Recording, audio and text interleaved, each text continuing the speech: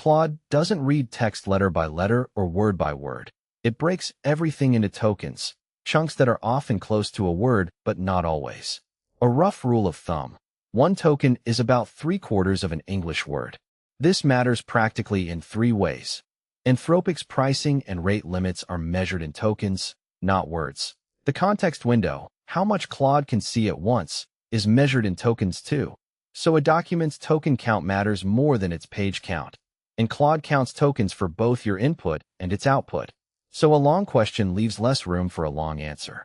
The context window is the total amount of text Claude can see at once: your whole conversation, any uploaded files, system instructions, and the response being generated, all together. Once a conversation exceeds that window, the oldest content has to drop out of view.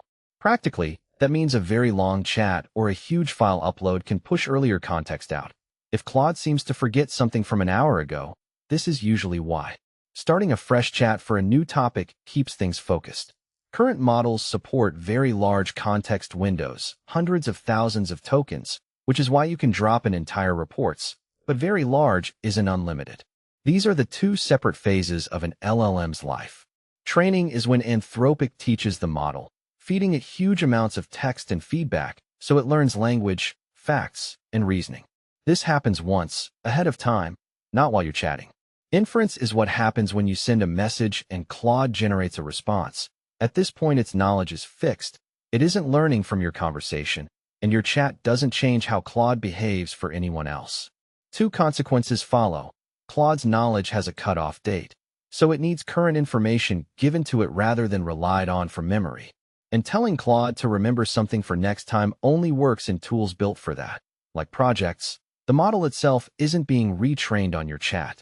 A hallucination is when Claude states something confidently that's false, a fabricated citation, a wrong date, an invented method. It's not lying in the human sense. It falls out of how generation works. An LLM generates text by predicting the most statistically plausible next token given everything before it. It isn't looking up facts as it writes. That's usually accurate, because plausible language and true statements overlap enormously in training data, but plausible and true aren't the same thing. When the model doesn't actually know an answer, it tends to produce a fluent, confident-sounding guess rather than visibly hesitating. Risk goes up with obscure, recent, or oddly specific questions, and goes down when you hand Claude the source material directly instead of asking it to recall from memory. Try this. Ask Claude a very specific, somewhat obscure factual question you can independently verify: a statistic, a niche historical date, a citation, then check the answer against a real source. This isn't about catching Claude out. It's about building a felt sense of where the risk actually lives, since it's not spread evenly across every question you'd ask.